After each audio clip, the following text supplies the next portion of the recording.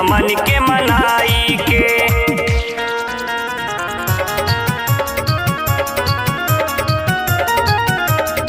Music by बिपलेश प्रेमी।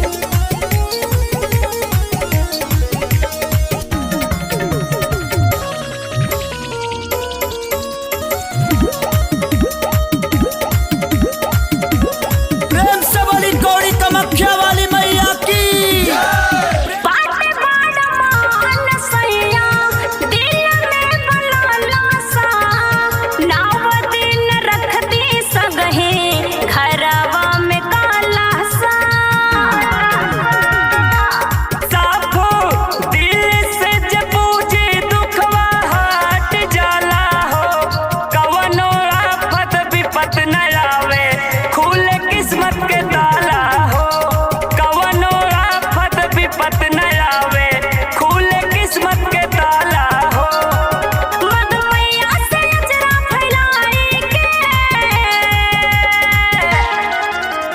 ललकी चुनरिया चढ़ाई के श्रद्धा से माई के मनाई के।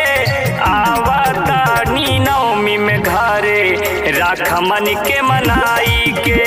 आवतानी नवमी में घरे राखा मन के मनाई के।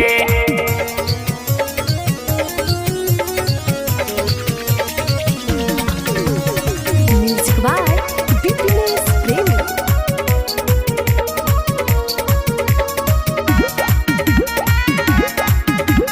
प्रेम से बोली शीतला भवानी की। पंकज दीवाना सैया आई जान घरे।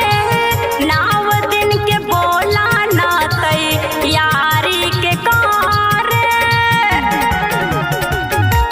घरवा बाटे तो सचिन के बोलाइलानु हो। सारा पूजा के सामान सब मंगाइलानु हो।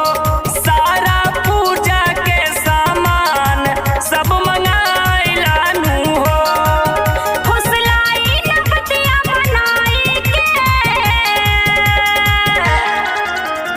ललकी चुनरिया चढ़ाई के श्रद्धा से माई के मनाई के। आवतानी नवमी में घरे राखा मन के मनाई के।